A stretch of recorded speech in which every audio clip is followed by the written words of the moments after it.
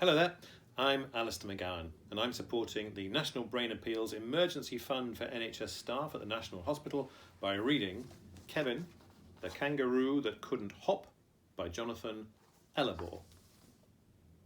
In the middle of Australia, deep in the bush, lived a kangaroo called Kevin. Kevin had lots of friends to play with every day, but he was still a sad little roo. He was sad because whenever his friends went off to play, Kevin couldn't keep up with them. You see, Kevin couldn't hop. Kevin's best friends were Joey, Wally and Splat. They were all much bigger than Kevin, and they could hop very high and very, very fast, which is called bounding. Kevin couldn't bound, and that made him feel left out. Joey, Wally and Splat didn't mind that Kevin couldn't keep up. They would bound off to play, shouting, "Kevin, we'll meet you at the Billabong." The trouble was, Kevin always thought they were saying, "Beat you 'cause you take too long." And it made him feel very sad and lonely. Kevin had never told anyone how sad he felt. But one day, he was so upset, he needed to talk to someone. So Kevin decided to tell the one person he knew would listen, and that was Colin, the kookaburra. Colin lived in a tree near the Billabong and spent his days just sitting on a branch, smiling at everyone as they passed by beneath him. "Hello, Colin," said Kevin. "Ha ha ha! It's Kevin!" shouted Colin. Kevin didn't mind Colin laughing at him because Colin laughed at everyone, and that made Kevin feel normal in a funny sort of way. "Ha ha ha! Bet you wish you could fly like me, Kevin," cried Colin. "Everybody does," said Kevin, "but kangaroos can't fly." "Ha ha ha! Oh, yes they can," said Colin. "I see one fly over here every day, and twice on Saturdays, or is it Sundays? I can't remember, but it does." Kevin sat down in the shade of the gum tree and looked up at Colin. "Gosh," said Colin, without laughing, "you look sad. What's the matter?" "Well," said Kevin, "I can't hop or bound like all the other kangaroos, so I can't keep up with them when they go off to play, and it makes me sad." And with that, Kevin began to cry. "Ha ha ha ha!" laughed Colin. "That's not nice," sobbed Kevin. "I thought you were my friend." And with that, he began to cry even harder. "I am your friend," laughed Colin. "I'm just laughing because I know what your problem is. And I'm happy because I can help you. I always laugh extra loud when I'm happy. I am a kookaburra, you know."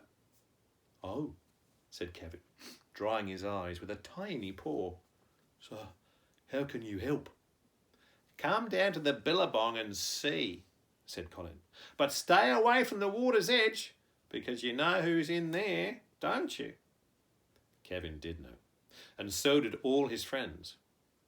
It was a big, hungry crocodile that liked to eat little creatures like Kevin and Colin. Kevin walked around to the far side of the Billabong, where the water was shallow and the shore was sandy. This was the safest place because the water was too shallow for the crocodile to sneak up on them. Colin had gone on ahead, flapping and laughing all the way, as only kookaburras can. He arrived at the Billabong and sat on a branch overhanging the water, waiting for Kevin. Kevin appeared and looked up at Colin, who didn't laugh, but instead smiled a huge smile and pointed his wing at the water. Kevin was confused. "Go over to the water and have a squiz at yourself," said Colin gently. So Kevin slowly plodded over to the water's edge, all the while watching out for the crocodile. He leaned out over the water and looked at his reflection. His jaw dropped open, and his eyes went as big as saucers. He stood, silently, for what seemed a very long time. Then, slowly, Kevin turned his head and looked at Colin in complete surprise. "Yeah, that's right," said Colin, with a big grin. "You're a wombat!"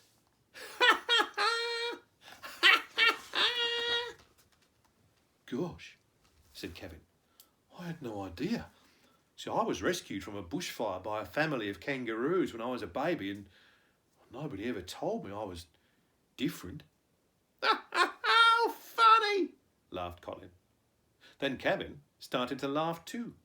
Just a little chuckle at first, but soon it grew into a big belly laugh. That set off Colin, who laughed so hard that he fell out of the tree.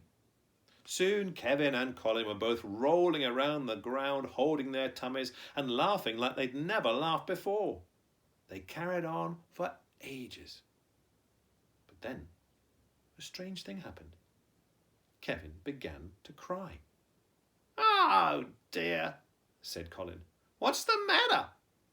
"Well," said Kevin, "now that I'm not a kangaroo, the others won't want to play with me anymore." "Don't be daft," said Wally, who had bounced over to see what all the noise was about. "Course you'll be able to play with us." "Yeah, we've always known you were a wombat," said Joey, who'd just arrived too. "Yeah, and we thought you knew too," shouted Splat from behind the others. "And anyway, it doesn't matter what you are. As long as you're nice and fun to be with, you'll always be welcome to play with us. Same goes for everyone. Except for Mr. Crocodile, of course." "Oh," said Kevin, drying his eyes with his tiny paws. "So you'll still be my friends?" "Yeah, of course," said Wally. "Yeah, but if you ask any more silly questions, we might have to name you Dopey," laughed Splat.